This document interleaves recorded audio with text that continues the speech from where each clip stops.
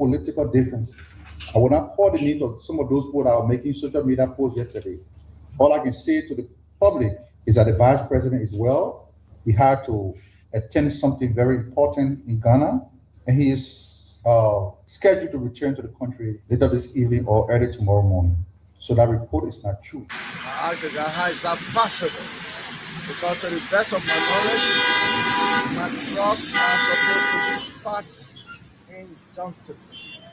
So a guy that takes care of all our trucks, we own, as a matter of fact, we own up to 8 trucks that are movable. So I decided to do my own background check to find out how my trucks are into people. There's a young man, his name is Cassie. He's a distributor. So the last time he was using my trucks, in terms of the anniversary celebrations. So on yesterday, we officially announced that celebrations of the union's 61st anniversary will take place on Tuesday, September 30, 2025. That's next week. The celebrations will be held in Monrovia, and the theme of the celebration is commemorating our past, constructing our future. We are happy to announce that the resident representative of the Office of the ECOWAS Commission in Liberia, Ambassador Josephine Nkrumah, will serve as the keynote speaker. This year's anniversary is intended not only to honor the legacy of the PUL in advancing press freedom and journalist rights, but crucially, to underscore the union's resource mobilization initiative for the construction of a national headquarters. And that national headquarters will be known as the Staton Peabody Media House. As I was coming in here, the permanent rep said he's willing to make his contribution. So we are happy that different people in society are contributing towards the construction of the PUL headquarters. So the program on Tuesday will begin with a parade at 10 a.m. from the Capitol Hill campus of the University of Liberia.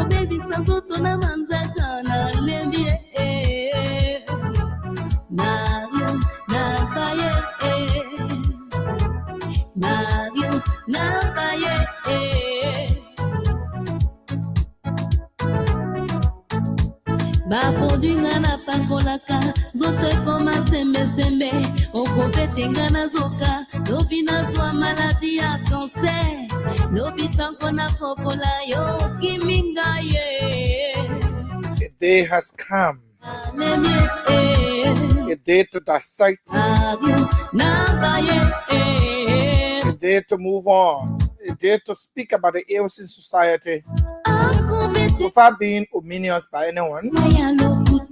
A day filled with excitement. A day that has potential to changing Liberia's current state. A day we all hope to see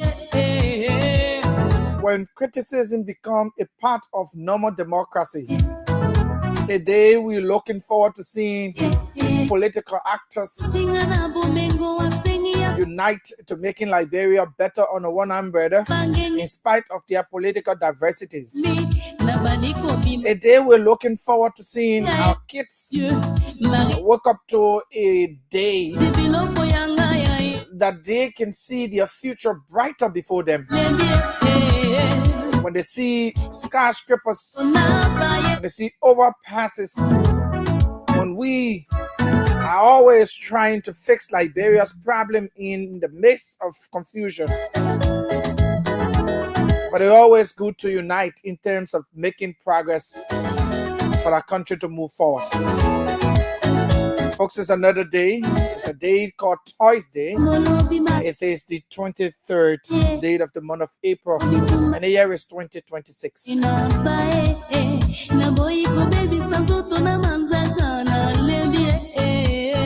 I'm here. My name is Maurice Desmond Brown, and I'm in your company until later on 5:55. Welcome to the program Inside Liberia. This program comes your way every weekday, Monday, Tuesday, Thursdays, and Friday. We are here to talk about the issues that are really, really, really pertinent to our country, Liberia. Join us on our online platform as well, on KCN TV on Facebook, YouTube, Care Communications Network, X, Care Communications Network as well. So you can catch us live on Facebook on KCN TV. And don't forget to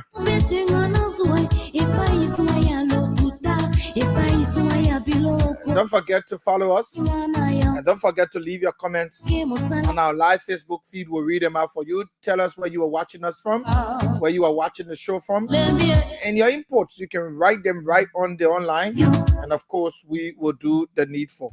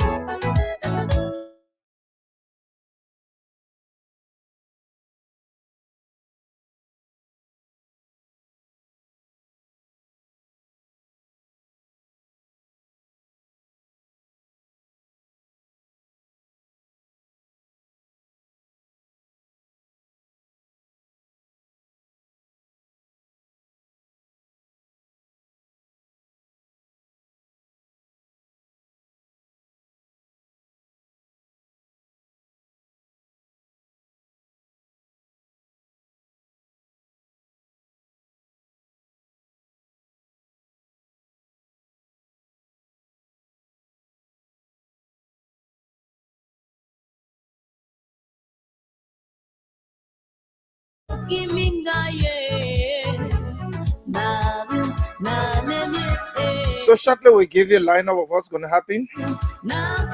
We have other trending issues to talk about here, and we're going to do our best as we rumble through those issues right here. At 5 o'clock, we will talk about the House's decision to appropriate additional districts. What do you make of it?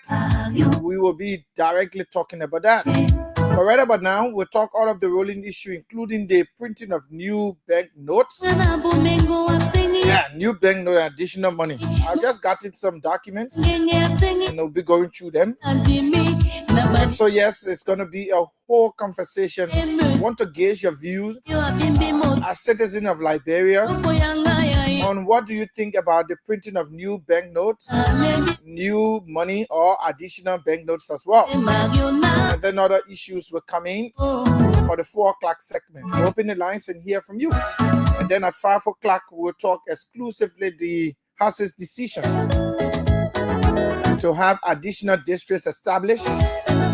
Do they have the constitutional right to do so? Well, we will be reading the Constitution as well, and then give you some constitutional backing or ramifications about the issues at hand.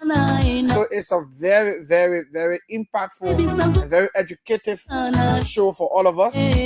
So I advise you to come closer, take a seat, come closer to your radio, get yourself a bottle of juice, a glass of water, or maybe you can get yourself some snacks. If you're in the vehicle driving, maybe a passenger vehicle, commercial one, tell the driver to just raise the volume a little. If you're in the keke, do the same. If you're at your business center, do the same as well. District number 1 up to District 17. Welcome all of you. I'll take a line of our team, so we'll be back just in the jiffy. Don't go away.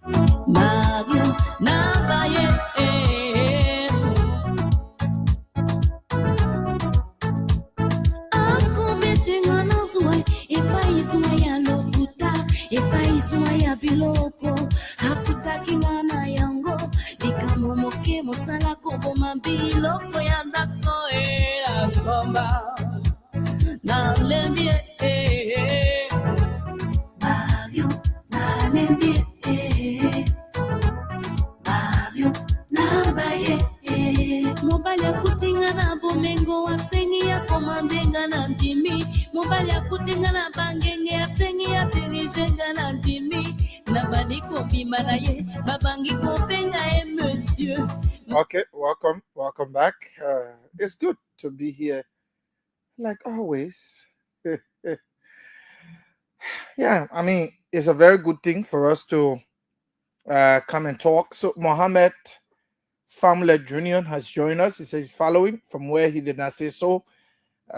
We encourage you to write your location where you're watching us from. We also encourage you to share the video to others so others can join as well.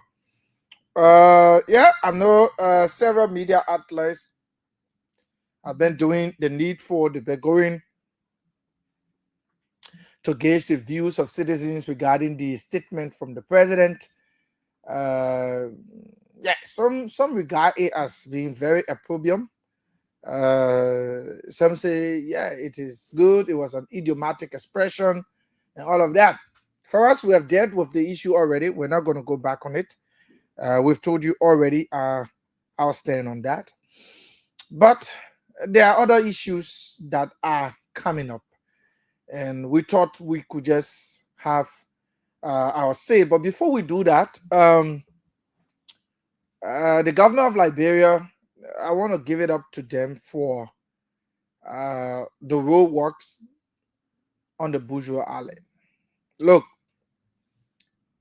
if people do not know the importance of driving on a paved road, look, when that road is completed, you can take less than 20 to 25 minutes from town to Belleville. You can take, because that road, when it's completed and marketers are now on the road, you know, you have a straight drive. You can drive around 20 minutes and you're in Belleville from town. So it is a laudable venture by the government to have that road paved. Look, I know what we go through on that road normally during rainy season.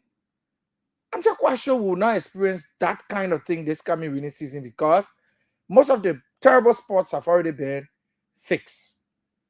Most of the bad spots on that road, they've already been cleared, they've already been fixed. Just maybe a small scratch that needs rapid, improvement is that opposite side of the road from the cinnamon, from looking down cinnamon towards point 4.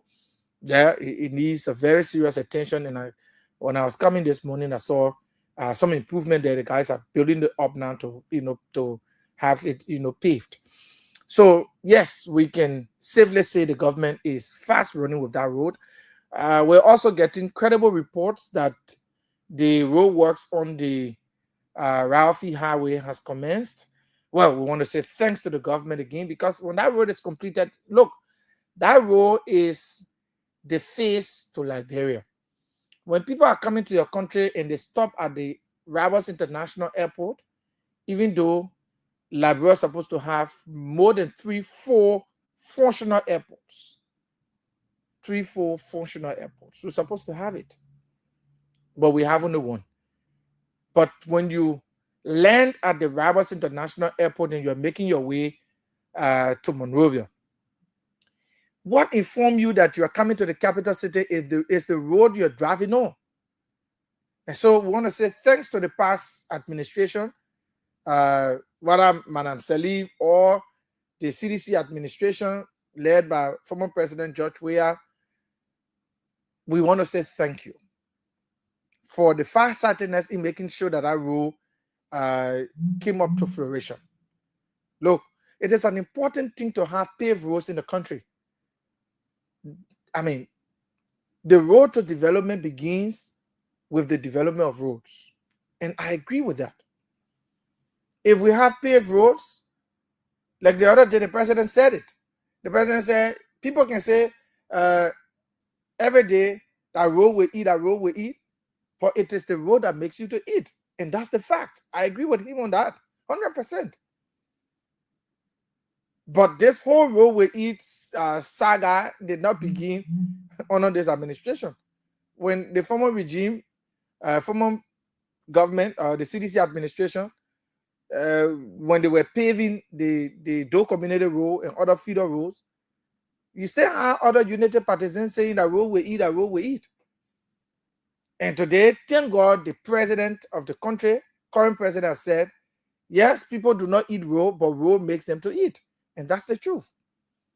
If we have had this particular mentality about development in our country where we develop our roles, making sure that, look, forget about what political party you belong to. Development has no boundaries. When the road is paved from Vartan towards Simple Bridge, it's not just going to be unity partisans that will be driving on that road. It's going to be every Liberian. Whether you are from political party or not, you will drive on that road. So development should not be criticized. Whether it is the smallest or minute portion of money that is being placed in that development, it must be hailed. The same way when the former president Weah was building the Invisible Park, people say all kinds of things. The PHP Park, people say all kinds of things. Today, it is useful for everyone. All the people who go there are not seditionists. Unity partisans go there. Other people from different political parties go there. So development is the only thing we all use together. Look, if we can use money together, like for example, the current government will not give sedition money, or they will not give other opposition political parties money. But when they fix a particular place, everybody will use it. So let's rather around the government. When the government is doing wrong, we will not shy away to tell the government, say, you're doing wrong. But when the government is doing something that benefits the overall population of the country, let's hail them. And that road, that Bourgeois Island road, look, except you're not on that road, but if you're on that road, you see the speed it's taking. It was slow first, but now, I don't know, maybe it's because of our talking and other things. So they actually speeding up with it. They're speeding up with it. And I want to say thanks to the government, the past regime, the current regime, whoever probably worked hard in making sure that road comes to fruition today. It is something I want to say thank you. Let's continue to rally around the government. Yeah, the politics of the day will not cease. The politics of the day will continue to persist. We'll continue to hold the government's feet to the fire. We'll continue to say things that the opposition aren't doing that they're supposed to do. We will say them, but at the end of the day, we have one country to protect, and that is Liberia. When the country is developed, you can beat your chest, because I can wonder why people will leave Liberia. People will go outside the country. You know, they see development in other countries. They come back to their country and see their country in total ruin. You know, they see their country in a deplorable condition, but yet they feel happy. The reason why we give government officials money to travel and go other, when you go there, you see these things, especially for people who have the authority to change the physical look of the country. You go, you see these things, you come, you effectuate them in your country. But people go outside the country, they can't see it, they don't do anything. We have a department at the City Corporation called City Beautification Department, right? That department is the most useless department I've seen at that corporation. Very useless. They should not even be there. They should not be there. And that's the honest truth. And the current deputy director for operations at the National Fire Service had that department before. He had the City Beautification Department. They didn't do anything. Look at the way the city look. Look at the look of Liberia. Does it look okay to you, especially when it comes to the capital? Does this capital look like a capital? And we get a department called City Beautification, right? Why are they beautifying? They're eating free money, and that department needs to be dissolved. Because I'm seeing, I don't know if I'm the only person who's seen that department is useless to our country. Very useless. So the people working there are taking free money. They're not doing anything. We're not seeing beautification of the city. We're not seeing the city being beautified. Roads are being built without any design. We don't see flowers. We don't see trees. We don't see, those things that beautify road. The other day in Sanikwele, look, when you enter Sanikwele, the flowers that are planted, in the middle of the road. Oh man, when the flowers grow beyond, when they get mature, look, you will enjoy Sanikwele. It will be one of the cities that you always want to drive, because that place will look like Uganda. That place will look like Uganda, because that one made Uganda far. Kigali there, that trees in the city, they pin the road, make sure that it's clean, it's green. You know, they have their trees planted, those nice, you know, looking trees are planted. And we will take a day to talk about that. Fumba Kandakai Onyeng has joined us. Ruben Kane, I guess from Ghana. Ruben, it's been a while as I last saw you. But Fumba say he's watching us live from Janet, Liberia town, Comaklen, Tewa district. You're going to keep my confidence. Thanks for joining us, my brother. When you come on, just share the video so others can join as well. Well, the PUL has raised serious concern. Let's read what the PUL said. Then we come to talk about the issue about money.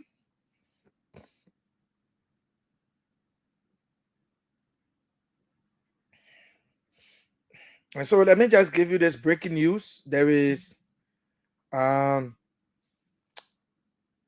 ongoing search around Kerry Street by the Liberia Drugs Enforcement Agency. There is a building that they call the Plaza Building on Kerry Street. There is a search for drug ongoing there. I think the LDEA got some tip off, and they're trying to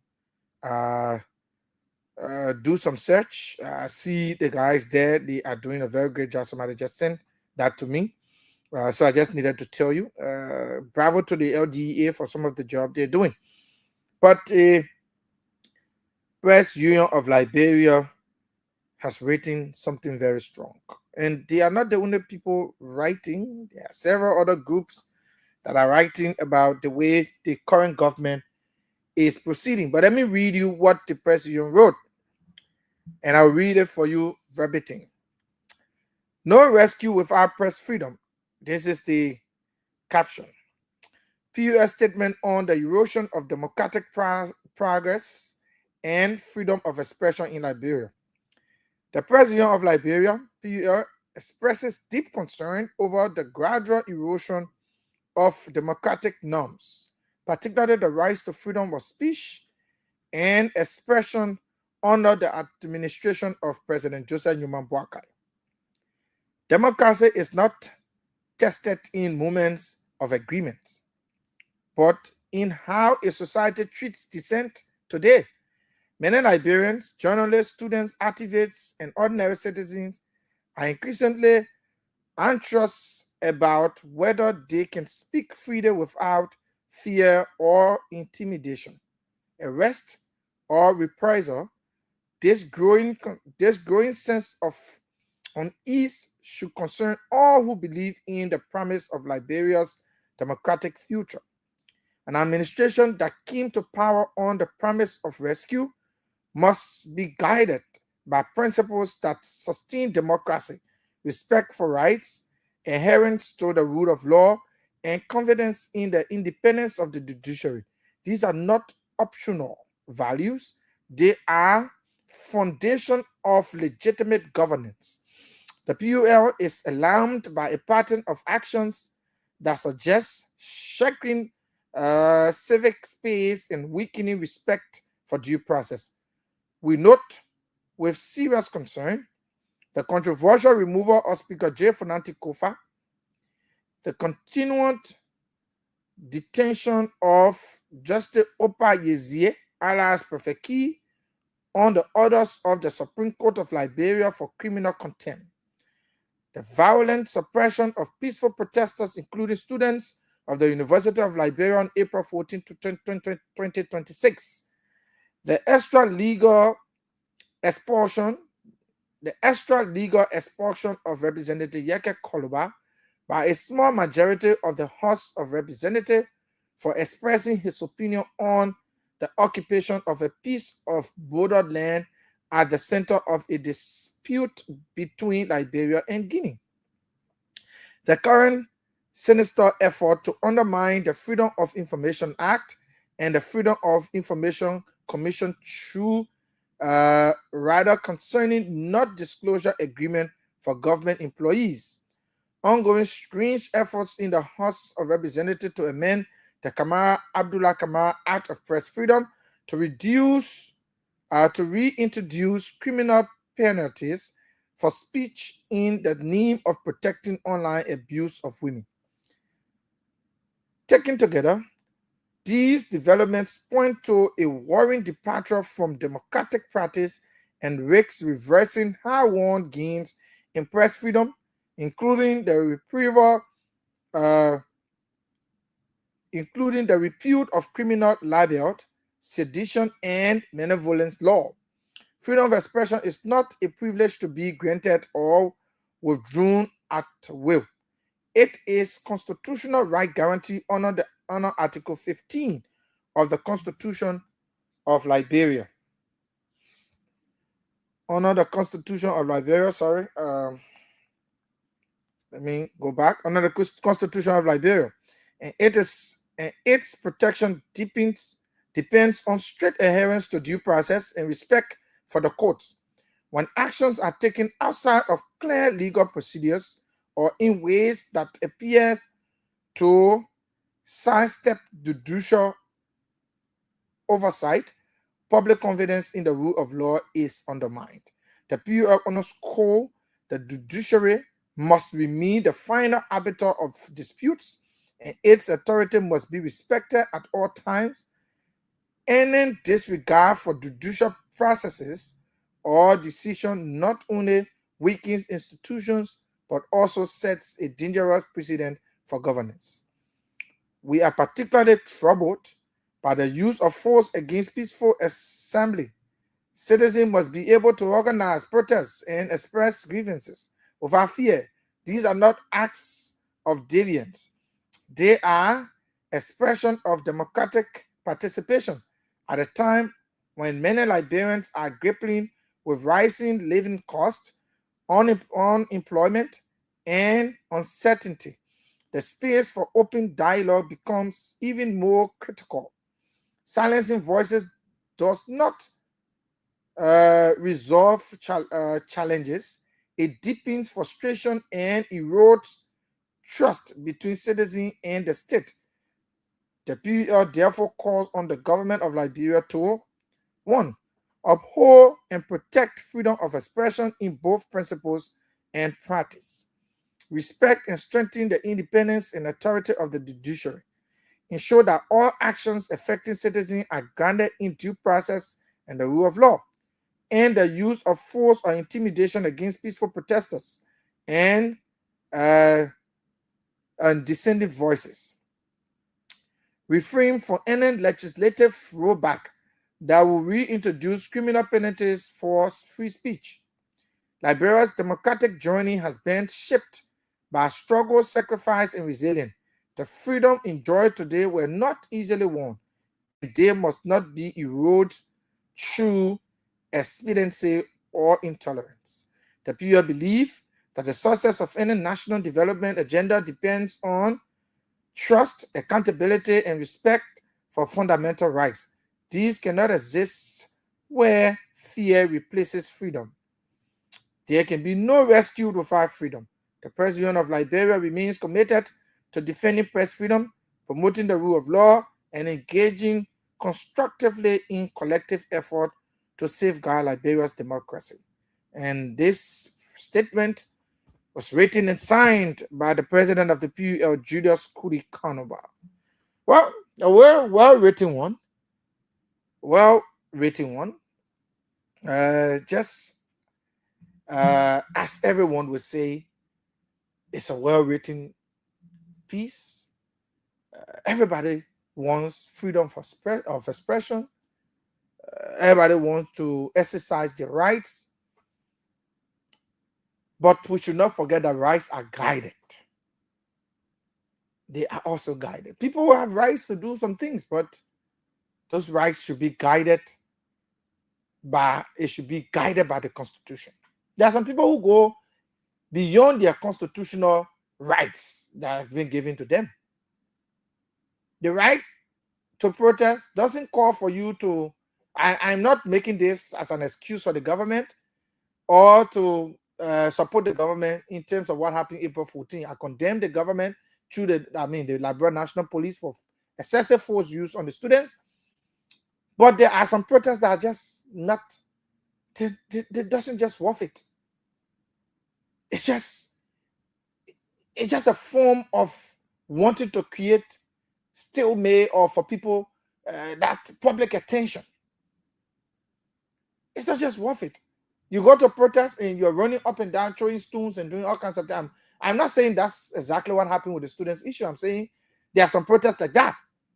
It runs beyond your constitutional authority or your constitutional right to protest. Your protest doesn't mean you should, you should go beyond to disturb public peace. So all of these things are guarded by rights. So yes, the PUA have said it, but we should also know that these things are guarded by rights. Now let's move on to this whole issue of banknotes. Well, I have some fundamental issues, and I will say this.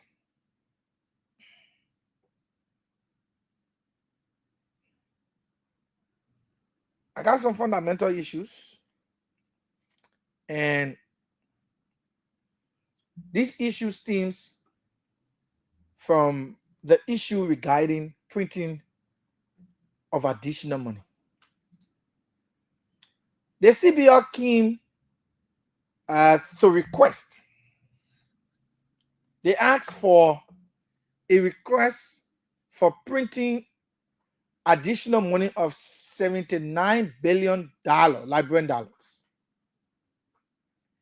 And I've asked the question, what prompted this decision?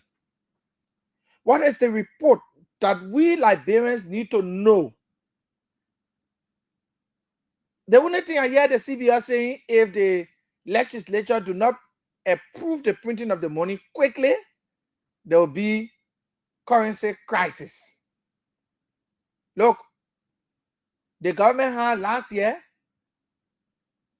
to know whether we have currency issue to address it. I'm not saying asking for printing of the money now is wrong. The legislature was in session all along. They had long time. The legislature was in session, but then they have not closed for their break. They have not gone for their break. They were in session. The CBR did not request for printing of money. When did the CBR realize that the printing of money was so important, they had to wait and tell the president, and the president had to call the legislature back for 10 days. Can 10 days sitting actually address this money issue? Remember, Tana, bread and beans we're going to buy. That we say, okay, we're making lists for all to buy bread and beans. So we don't need anything much that kidney beans and a full of bread. We finish. That's not it. Printing of money is a very essential thing. It's important because if care is not taken, the Liberian dollar could plummet. There could be a plummeting of the Liberian dollar. The Liberian dollar could, get less valuable, and it could be a problem. So, in this light, why did the central bank sit and wait for the legislature to close and bring in the printing of money for 10-day sitting? When the very legislature said they did not even prioritize the 10-day sitting to speak about the money issue, they took the 10-day sitting mostly to discuss issues related to removing one representative. So, my issue is, did the Central Bank of Liberia have a report to say, okay, we have this amount of mutilated money, and if we do not do X, Y, and Z, this thing will happen? I want to hear the Central Bank governor saying he begged the indulgence of the Ways, Means, Finance, the Joint Committee on Ways, Means, Finance, and Banking and Currency and all of that, to hastily approved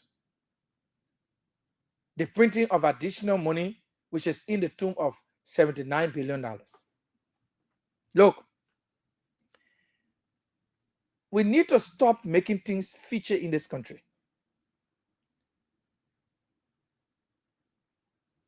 And the legislature needs to be smart to know that these things sometimes can be trapped. Listen, why would the CBR sit, the legislature in session all this while? From the beginning of the year, the legislature returned in January. They were there January, February, March, before they close. So January, February, March, they could take 3 months to deliberate on the issue of the money. But the CBR sat there, waited, the legislature closed on break. Then they request to the president that the president should tell the legislature to please come back, to look into giving the approval to print additional money. We make things so difficult in this country. Look, printing of money is legal. It's a legal thing. But when you sit and allow all this time to pass, so when did the CBR realize that the currency issue in the country needed urgent, or consideration, that they needed to do it without any further delay? When did they know that? So the CBR, they're creating a situation where people will start having second thought. Now you push the legislature to say, they request will bring to you, when you not pass it quick, it will cause problem. We have a currency problem. The currency problem, they not just work on 1 week or 1 day or 2 weeks or 1 month. You saw the problem, you realize you have report. That's why the CBR make their financial report almost every month, whether quarterly or so, but they make report to inform the governor or to inform the hierarchies of the bank on the state of affairs in terms of monetary issue. Because the CBR takes care of the monetary issue of the country, while the finance ministry takes care of the fiscal aspect. So the monetary issue is quite on your laps, in your purview. Why did you sit there and allow us to reach this stage for you to call the legislature for only 10 days and you demanding them, because it's almost like a demand, telling them, if you pass, if you go ahead for all the printing, so it raises an eyebrow. Now, they're also talking about printing $2,000 banknote. $2,000 note. And get $1,000 bill, they want to print 2,000 bill too. So it's not just printing additional money, but printing new banknote. Because the 2,000 we have not introduced it before, it has not been on the market, right? It's a new one. So all these things need consultation. Look, even the lawmakers are supposed to accept this request, come back to the people and talk to them, talk to their constituents on this issue of printing money. Because printing money is not just ordinary thing that can just happen. It is a legal thing to do, but it has to follow systemic processes. It has to follow systemic processes. So if you just woke up one morning and say, we need to print money, we need to print $79 billion. Get all permit or get all, or go ahead or get all okay to print this money. On what basis are we giving you this particular, or go ahead? What has prompted this decision? What do we need to know that the central bank isn't telling us? Introducing even $2,000 note on the Liberia market should not be a decision that should just be taken hastily. Because look, the first mistake we made, the $10, the $10 we had the $10 in circulation along with the 500 banknote, right? People made mistake in the town and gave 500 banknote to people for $10. That time we had the $10 in paper money. People make a lot of errors. And what we are hearing is that the $1,000 note and the 2,000, the proposed $2,000 bank note is almost the same in terms of color and all the things, in terms of coloration. So if all those things are true, we need to look, I need to cross the T and dot the I so very well that we'll not make the mistakes of the past. So the CBR need to explain this thing further. There should be a nation. Listen, the way we print money in our country, I don't know, but every government can, they want to print additional money. And you do not see I don't know, but I've gone on the CBO website. I've not seen a report, detailed report, or a detailed report telling us how much money we have as mutilated money that will warrant the country getting into how they call it, a currency crisis. How much do we have in the vault? How much do we have in circulation? How much money in circulation now? How much money do we normally have in the economy that can normally stabilize the economy? So we need to know all of that. We are not economists, we are journalists. We ask these questions because we want the relevant people to answer and tell us. But we can't be printing every government account, they print money. Every government account, they print additional money. The other people say, they print it, they print it. They can't print it, we print it. $79 billion, that's small money. Oh. That's small money. How sure are we that this money is not being printed to prepare for election 2029? These are things that people need to answer to. Because if you say you're printing the money over a period of time from now until 2030, because 2029 are election now, 2030, who knows that another government will be coming. That government too can say they want to print new money too. If the United Party government doesn't succeed in coming back, the new government probably that will take over, they will say that print new money too. So that how will they be printing the country currency? And that is why today the US dollar has become so dominant in our economy. Because the way we do our money. So we need to know these things are very essential. But I'm asking you, what do you make of these things in terms of new banknotes that will be introduced? They want to introduce $2,000 paper money, $2,000 note. Do you think this is good for us? Do you think it's good? Now, the CBO should be focusing more. I know we will get money and all of that, but we need to be running towards a cashless society now. It should be one of our focus. Running a cashless economy. When I say cashless economy, we make use of internet banking. We make use of electronic banking, mobile money services, and all of that. That we need to make the country in a way that you can go to getting in a vehicle and pay through your mobile money. Then when I have the too much printing money every time. Because once you're having your money on your mobile account, you can transact and all thing. Nigeria there, that big economy, they're doing most of their thing they do it through transfer. That's how they do it. So the CBO needs to focus on that particular aspect in making our society a cashless one, where we can be holding paper money, passing up and down and this, that. So what do you make of this?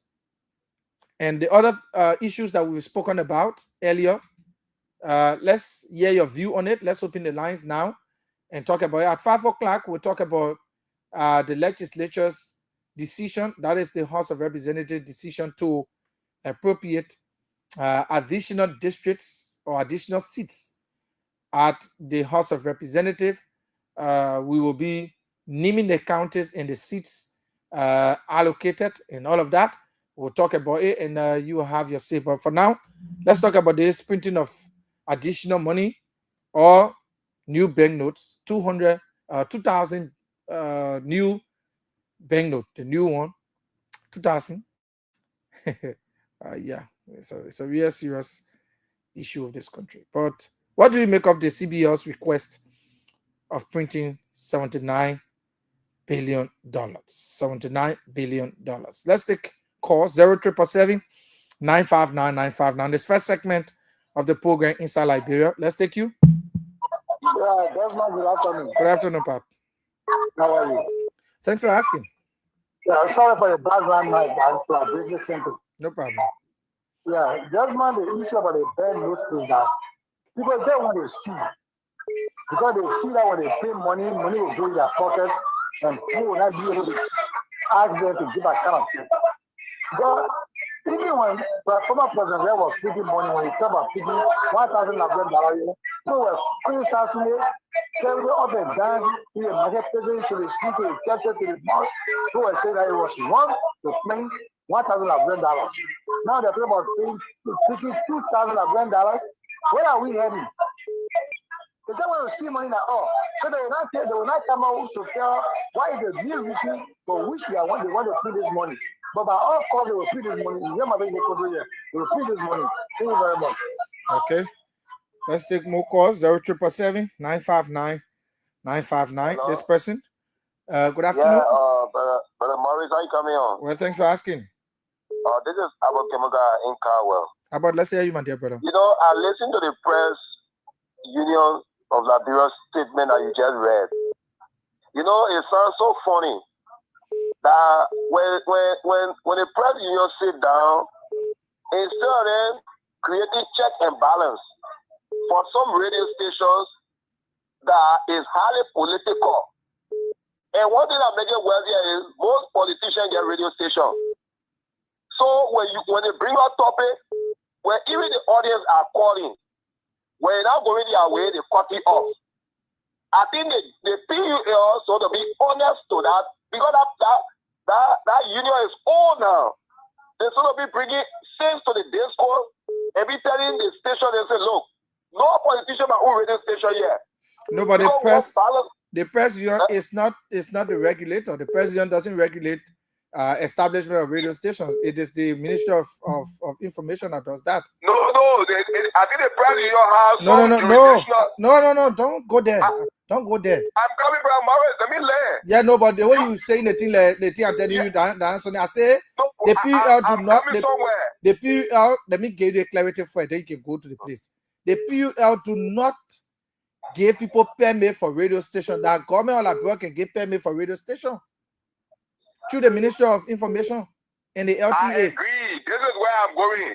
So likewise, the PUL have some power to regulate some issues about journalism, to make sure that there's a check and balance on each radio station. But for them to sit there and a lot of politicians own radio station, I think the PUL that should be talking about that statement about politicians owning radio, the PUL got absolutely nothing to do with it. Okay, but then when the journalists say something for the politician radio station and then they can talk. Yeah, so they just want to leave it because I think the PUL will be talking about owning their own office because we have 100,000 that was given to them by Ellie Johnson Sally. It was squandered, mismanaged, and misused by them. They should be talking about, hey, thank you. Okay. Sometimes. Edmond Carr, welcome, my dear brother. Thank you, yeah. Anyway, I'm Edmond Carr. I'm the visually impaired pushing for the return of president. We are a proud member of Concerned Liberian for Justice. You know, that is Liberian right there for you. You know, the issue, press union is controlling a large group of people. So they had a right to protect those who that they are controlling and presiding leadership over. And they are also playing the civil society role. So it is said there, it just allow things to happen in the country that has the propensity to go against freedom of speech or press freedom. They got a right to say something about it. The thing about only radio station, the people tell you say they want to do their business. What do you say? Okay? So that's it. The press union have the right, but they don't have the exclusive right as to who's on the own radio. So it's the government of Liberia. They got a criteria set. And you try to provide the education, you don't want to listen. Okay? So we go to this no issue. Look, we have said this thing over and over. Central bank need to provide more clarity. They need to give the Senate some time so they can be able to look into the issue. It should not be an issue that they are rushing to handle it. Then we will come up to predict what's going to happen. Then they look at it as being political. Like you are saying we open, we bury the senator being here. You said that he allowed them to take their break. And then when they came by, saying that was so Jimmy, it was a serious issue that you needed to look at. You could have made it to be fight for them to handle instead of you putting your issue to be fight, to be handled.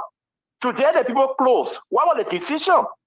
Were they able to pass decision on the supplementary budget and this printing a new print? No, we are hearing that this year alone, there's going to be full printing 14.something billion just this year. So what a rush. Look at the new money you want to introduce. New bank note, $2,000. Why for? Why are we rushing? Okay?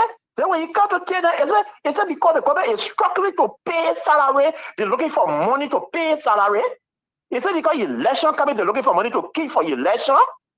So we will ask all of these questions because they are the ones that are allowing us to do so. Everything they do, it looks suspicious. You don't need to do anything. You don't raise concern. I don't want to have fun at this. But you raise concern, and what was the answer from the central bank governor? You say it will be discussed in executive session. Come on, man. Thank you. Okay. Thank you, Mr. Edmond Carr. Let's go to thank my brother Jeremiah Koo. Jeremiah. Yeah. Thank you, Morris, for the recognition. Let me appreciate you, my brother. You know you are doing well for this country, I must admit. And your colleagues on other platforms. They appreciate you. Firstly, to the issue of the press, I want to start with the previous caller before this caller that just traveling down. He was trying to talk about something about it. Just that he got off track. Now the point I noticed that he was trying to make was the press. Journalists, there are certain journalists who are working for politicians. You know, they are talking about press freedom, politicians stepping on press freedom, but they themselves, somewhere they are stepping against people freedom of speech. Like, for example, what you are saying, if, for example, this station is favoring a specific politician, and the moment I call now and I start to go all the way, and the person called me up. It happened to me yesterday. I called on a radio station, and because I was not going the way of the journalist on the radio, and they cut me off. So I see that as stepping on free speech. The city you're complaining on that the government doing to you or politicians doing to you, you're doing it too to your fellow citizens. So I don't know. I don't look at that. I said the radio station, even pro-government radio station, when you go there and you're not talking something in favor of the government, they cut you off. It's wrong. But you as a press person, you lashing at maybe opposition for stepping on press freedom, opposition politicians for stepping on press freedom. So I don't know how to look at that. And I've said this thing before. The press, they got to come to themselves. They are not noticing that the politicians are using them and making them to deviate from what they learn in the school, the ABC. Yes, because in how much you're working for politicians, the politician want you to go away. At the end of the day, you lost your credibility. Now, what happened? I noticed it happening to many journalists. On the feel you got, that got to be balanced. Like how you started the show. You started fighting the president, the government, and then coming, you analyze issue based on a fair way. And that is it. And our year, I'm the supporter of the government. I called OKFN this morning, and I made an analysis.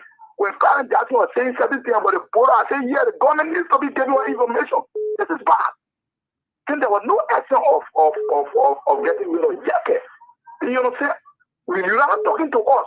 We'll be circulating. So you come and arrest me too if I would say something out of the way. So you see that? So that's it. So the printing of the banknote, you are saying something, and it made me, my heart went to the Bible straight. I say, yeah, the Bible can lie.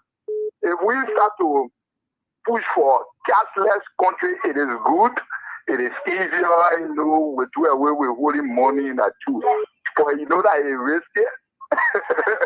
Because somebody can sit down somewhere and just make you pull in 1 second. But we're not looking at it. Those got to come to pass. Because there will be what we call antichrist. And the only way to the antichrist will be able to hold you when they get rid of you by your millions of dollars are in the bank or on mobile money. The one they just shut it down, you can pull in 1 minute. But it is good, boy. It is junior. So that's it. Thank you very much. Thank you, Jeremiah, for your very perfect analysis. Let's take more calls. This person, let's hear you. Good afternoon. Good afternoon to everyone. Yeah, good afternoon. Yeah. You see, we listen to you guys very carefully. The thinking of this morning, for what we're sensing, is that 48 billion was printed for the last time. We can't see that money. 48 good billion was there. We can't see that money. The $1,000 bill to see on the market is hard. I'm not buying anybody. Even the printing we're hearing about, it should be very clear. They need to be clear to us. They need to be clear to us. And the money, the people's money cannot be seen. We have everybody that money was stuck into pick up bus and was taken from place to place. After no account of this money, we can't even see the 1,000 naira or printed. So maybe probably it will be because of this. People want to print money so that regular people will get no money in their very home. Because we're suspecting that all else in Africa about that. But the printing of that money should be clarified. Okay. Because we are going to be printing money in the country like that. Okay. But the previous money should be accountable for. It's not accountable for. After now, we are in dilemma way. There's no clarity. And coming to the journalists, we know very well that they are partisan journalists. In Liberia, the radio stations are being manipulated. So we can get people to listen to them. Like your radio station, the particular radio station were open first. It was precise. But this time, they are going one way now. What way will not go? You know. I don't know. That's why I'm asking you. I say will not go one way. People who listen to the radio now. There's no balance in that radio station now.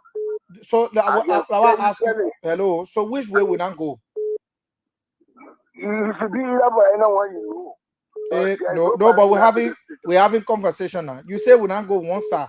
What is side will not go? Because people who listen to the radio know that we've been very balanced in our analysis. I'm telling you that you have been balanced when the users. I listen to that even up to now. So what way will not go? Tell the public. So we can make it as a debate, as the public say, okay, they may say we'll go one side, that is side. That's true, that is side will not go. You heard your friends saying, Jenna, that the money business, how you are seeing the money business. If you are seeing the people, they're listening to you. So how explain? They are listening to your thoughts. They are listening to your idea you're posting as a journalist. We'll be listening to you. If you balance, will know. If you're not balanced, will know. I agree now. Hey, God, I beg you. You're making it. You're making no. You're making it all. All I got to talk. You can monopolize the conversation. We ask you. You say we're not. Yeah. If you want to leave, fine, no problem. Yeah, but you can't do that to us. You say we're not balanced, right? You say we were balanced first, but we're not balanced again. We own one side. Okay. What kind of side we're not taking now? Say it to the people. But you can't talk. Okay, you're just talking one thing or anything now. Sonny, let's take you. How you doing, my brother? Yeah, thanks for asking. I'm taking great calling from people. They more concern I pray for justice. Let's hear you, man. Yeah, my issue had to do with it, pretty or this new thing. Go ahead. For me, my brother, I don't see it necessary. For the pretty or new thing, I see it necessary. For the past 6 years, they come and criticize everything. And I can remember when President we are talking about printing new money at that time. The people that in the government at that time were always going to criticize it. They say, well, not necessary. President we want to see. Here is official. They say, well, not necessary. Then why not they come here with printing a new pen? But in my mind, the people, they're looking for the campaign money. And I want an allegation. We can't outrightly say so, okay? Yeah, we can't outrightly say so. Thank you. Let's take a few more and then we'll come to the last conversation that will lead us up to the end of the day. But let's take this person. Good evening. How you doing, brother? Well, thanks for asking. Yeah, I'm Daniel Yuate. I call from Johnson Office. Let's hear you, Mr. Yuate. Thank you for the topic this afternoon or this evening. For me, I will tell you something. We get problem of of the government printing money. Okay. But my only advice I got to get them because whether we like it or not, so don't they take that decision to do it. That's one of the aspects. But what I got to tell the government is that the people are getting the money too much. They want to also, even the new one, they tend to bring it. People were getting the money too much by resting on it. In all of countries, people don't hold that money good. So you want so you want for them to pull law down that will stop people from taking the money, right? They're getting the money too much. And secondly, that 2,000 bill they're talking about, the 1,000 bill already gave you a hard down the market. Okay, they want to print 2,000 bill. They might print 2,000 bill. Okay. That is the two problems I get with them. Okay, thank you. Your points are well taken. That's the kind of thing we want recommendation where people can't say, oh, you were balling before, but you're not balling again. You're the only side. What kind of side when I get the people? You just be there around the bush. Mohammed Donzo. Yeah, how you doing? Let's hear you, my brother. You know the thing I understand about journalism, Mohammed. When you're not on the side of the people for that day, once your topic goes, oh no, then you're not good journalist. Then you're not good journalist. When you're on their side for that day, forget it. You are the perfect journalist in the country. Yeah. So we know so I'm not moved by those things. No, give all the praises. Yeah. Go ahead. Okay. Well, I want to talk about the printing of the name money. You know, this government, to be frank, this government came power, to just do, whatever other government did. These people are saying the CDC government printed money, so we are printing it. And they're doing it for nothing, saga. They said that, oh, you remove cabinet general, we are still remove for nothing. These people, they are not really, thinking, logically for this country, really, to be frank. And we got to tell the Senate that they should really investigate that printing of that money before they allow them to print it. Thank you. Okay, thank you. Let's take one more, then we'll come to talk the other issue. Let's hear you. Good evening. Good evening to my family, care family. Good evening, Paco. Good evening, Paco, for the Guinea Party election bureau. Yeah. Paco, you agree that will not balance here? You agree that will not balance here? We on one side? No, who said that one? Somebody say we not balance here. We just on one side. No. I didn't be fair with you. You're one of the you can't cut people off. You see the people feel. You're not one of the you can cut people off. Now, what said that? Anyway, you people too, Jeff, obey all of you. It's a couple of people of that one against for your territory. You listen to the players, the send for inside. That other radio station, not on the side, call you off, and I'm on the corner on your platform. Yeah, that's true. Don't call nobody needs it. You are calling the part of the issue. Yeah, go ahead, Paco. Yeah, so the president is over.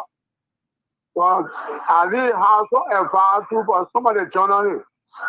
Some of them, you're not on the side, they will call you off. It's wrong. And to the air, you know what you spoke on. Yes, it is true to a leading political party on our campus. It is a constitution we have to protest. But some of the protest you can do, you leave the protest and choking people, carding, and the president can see, other journalists can see. You never speak on it. Some of you who can follow the issue.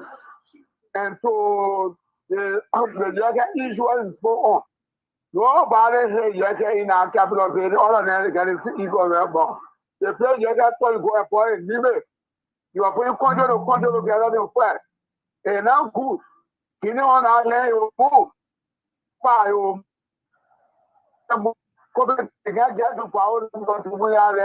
People will move.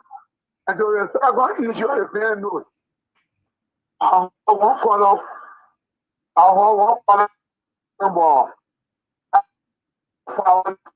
the Liberia people, and you got to call on them.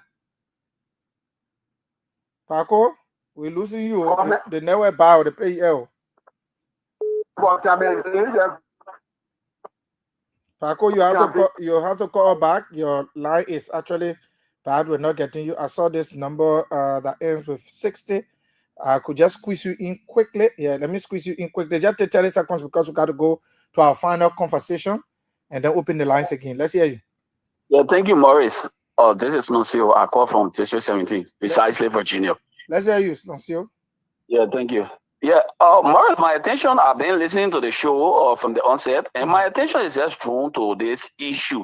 In this country, when people or institutions try to speak to the government, or bring out, speak against the ills, especially when it comes to people's constitutional rights, their fundamental rights, such as free speech, freedom of speech that we have fought for in this country, that our forefathers fought for. And then other people will come and say, oh no, why are you pointing finger at the government, or why are you calling on the government to exercise or restrain and what have you, when the press union they themselves? It is not time for us to be discussing the press union. An issue the government is doing something that is tantamount, that is very I don't know how to term it, that dysfunctional to the progress of our democracy. And then when people come to point that out, you are citizens, and if it was you that was affected by that, by what the government is doing, you are going to frown on it. And people are frowning on it. Then you're saying that the president should focus on themselves. No, it is not. When it is time for us to focus on the president, we'll focus on the president. But now it is the government. And what is happening, let's be frank, this is not what we opted for in 2023.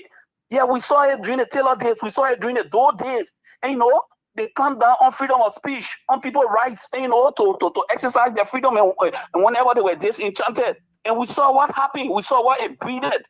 And today, a government that came to do the difference, make the difference, is repeating those wrongs. It's repeating those ills. And then he said the president should remain mute because people within, some of the radio stations and media outlets are supported by politicians. That is not the issue for now. That is not the issue. The issue is the president is calling on the government, to maintain the democracy that we fought for in this country. It makes sense. We cannot have a government. Look, the thing that they are doing, clamping down on their critics and what have you, it is wrong. Okay. We all should speak. Liberians should speak, because we spoke against it during the weird time. We spoke against it during the early time. Why now it should be any difference?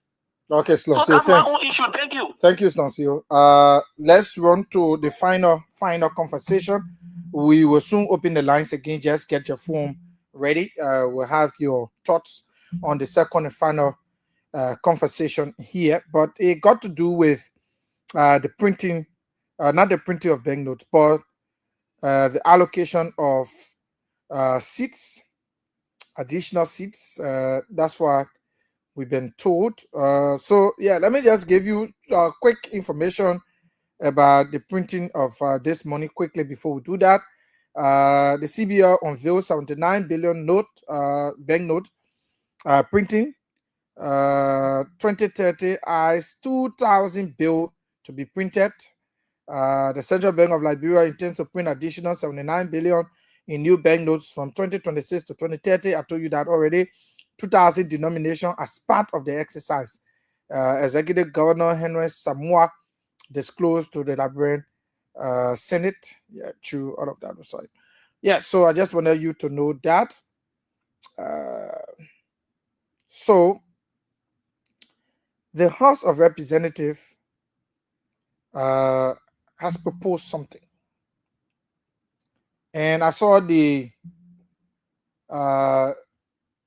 media, is it a media consultant or media focus person in the office of the Speaker, Vesely Small, writing something pertaining to this.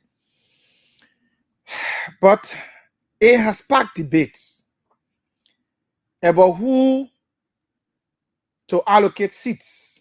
How does the allocation of seats or new districts how are new districts formed? Who do the appropriation of these districts? How is it formed? So some people say it is the National Elections Commission that has the right to do so. Some people say no, it is not. Some people say it is the legislature, specifically the House of Representatives. Well, there is a committee report that I'm going to read. House of Representatives, Republic of Liberia is considering a significant restructuring following a special committee's recommendation to reverse the population threshold for electoral districts. The proposal will increase the number of seats from 73 to 89. Now, somebody was telling me that there is a portion in the Constitution that sets the threshold for how many seat in terms of representative we can reach, we can pass that.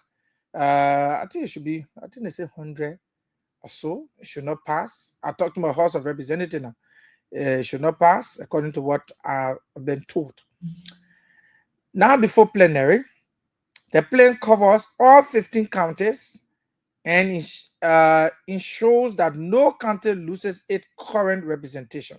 Instead, 16 new seats will be added to better reflect population difference according to the report.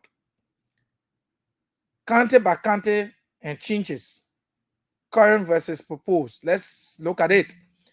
Maserado County has currently 17 districts. District number 1 all the way to district number 17. But this new proposal to appropriate new seats has allocated 3 new districts, or they've proposed 3 new districts. So added to the 17, we'll have now 20 in Maserado. So Maserado alone will carry 20 seats for representative. That means we'll have 20 lawmakers. That's 20 representatives if this proposal is something to go by. Nimba County. Nimba County originally has 9 seats, representative in terms of representative, but will be increased to 11, meaning there will be 2 additional seats created. So yes, we're getting there. That's Nimba for you. So Nimba will have 2 more added. So from 9, it will increase to 11. Bong County. If you are from Bong County, they are proposing that Bong initially got 7 representatives. It will now be increased to 9. And that means 2 will be added. Just in the same vein with Nimba County. So Bong will have 2 additional districts created. We'll go to Lofa. Lofa has 5.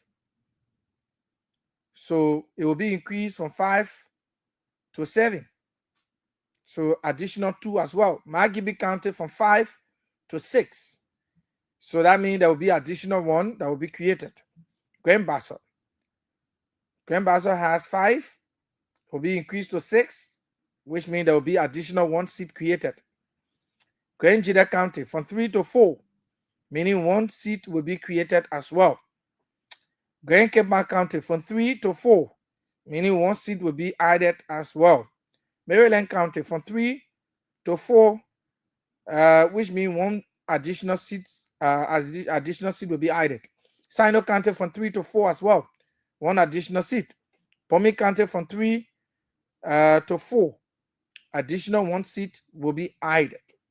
River G County from 2 to 3, which means additional 1 seat will be added. Papalo County from 2 to 3, meaning additional 1 seat will be added. Grand Crew County. So it's 1, 2, 3, 4, 5, 6, 7, 8, 9, 10, 11, 12, 13, 14. So Grand Crew County, Grand Crew from 2 to 3. So additional 1 seat will be added. Riverside will remain as it is. Riverside, no seat will be added. Nothing. So they got 2, they will remain at 2, according to them. So the committee submitted this report, and there has been a whole lot of argument. There have been a whole lot of argument about who has the constitutional right to appropriate districts or seats. So let me see quickly what I can get to Vesadismo's write up, and then we can take a piece from there.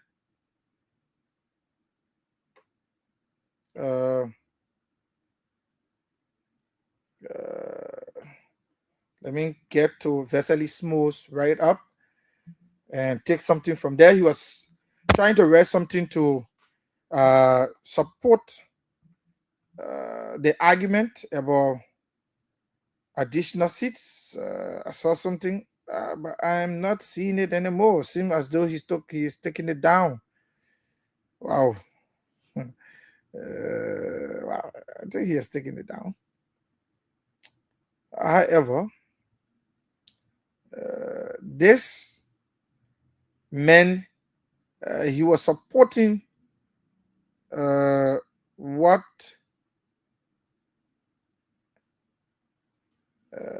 I'm not seeing it. Let me check. But all these things are found in Article 80, E and B or whatever. Article 80.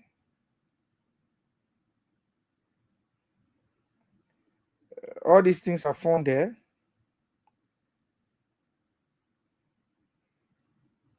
Okay, so let's read it. It's here.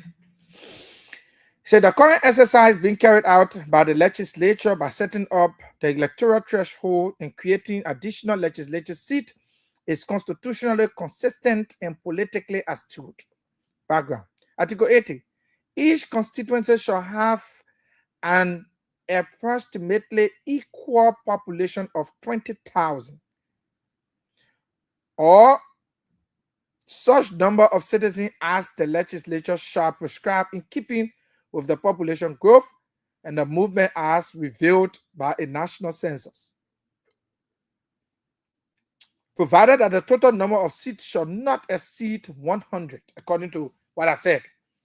So the legislature has the right to get all of these things done, but they should not pass 100. So all the things going to 89, maybe they see the need again as they go on, they can stay at until they reach 100. Let's read. Article 80E provides immediately following a national census and before the next election, the Election Commission shall reapportion the constituency in accordance with the new population figure so that every constituency shall have as close to the same population as possible, provided, however, that a constituency must be solely within a county. So yeah, it talks directly about the National Elections Commission. Let me read that again. Article 80E. It says immediately following a national census and before the next election, the Election Commission shall reapportion the constituencies in accordance with the new population figures so that the constituencies shall have as close to the same population as possible.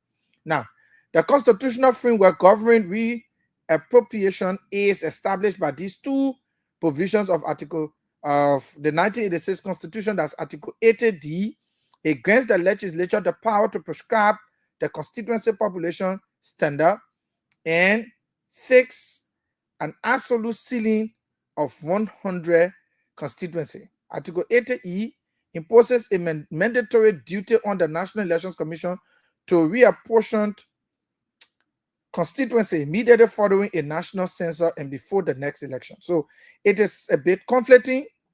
So lawyers will have to come in to explain who got the real right.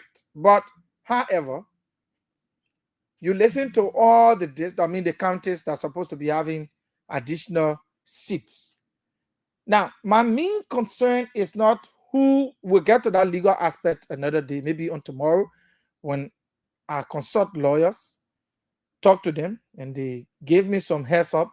We'll come to challenge the legality of the legislature, whether they have that right, especially with the representative, whether that they're the ones supposed to be creating new districts or so, or that the National Elections Commission is supposed to do so. We will consult lawyers. But for now, you listen to what they want to do, right? They said Masorado County will receive additional 3 seats. All the other counties, then some of them 3, some of them 2, some of them 1, some of them 2, some of them 1, some of them 2. The river says, anything that they say, the county too small in population, so they ain't adding there. I like whether the legislature or the House of Representatives, the committee that was set up, did they really look at the population census that was done? Because this entire exercise that has been done at the legislature should be guided by the census that was conducted by legis. So when legis do the census, they send the report to the legislature. It's from there that it will inform the decision on where the population, lies and so, because it's not about land size. Land size could be probably one of the, but it's mostly driven by numbers. If that numbers, District 17 got to be divided. If you can't, in Maserado County, the most populated district is District number 4. After District number 4, are District 17. So when you have appropriation being done and districts being shared, District 17 should be a part.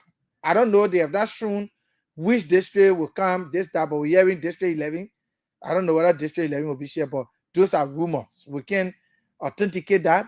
But on what basis would they be trying to share District 11? On what basis? Is it on the basis of population? If it's on the basis of population, there are districts that are populated in District 11, according to the census report. Look at the census report. So I'm just dealing with Maserado for now. So Maserado, you have District number 4, and you got District number 17. Those districts are heavily and densely populated. Now, if you're doing it on the size of population in terms of numbers, those two districts got numbers. If you're doing it on the size of land, District 17 got the land. District number 1 got land, but they don't have the population like that. So we look at all of that. But these are the appropriation. 3 seats, additional seat to Maserado, Nima County, additional 2 seats, Pong County, additional 2 seats, and all of that. What do you make of this? Do you think it's a good decision looking at the economic situation? Now, these lawmakers are coming on. If the new districts are created, these lawmakers are coming on, they need to take pay. We're already crying the country not get money. Some people will say the country not get money and all of that. So looking at the economic ramification, do you think this is prudent for additional seats to be created now? The current lawmakers that are there, are you satisfied with them that new ones should come on? Or you think the new ones will be better off than the ones that are there? What's your thought? What do you think about this new decision to add additional districts to the already existing ones? Let's open the lines now, and then we can take calls. 0777 959 959. 0777 959 959 is the number you can call.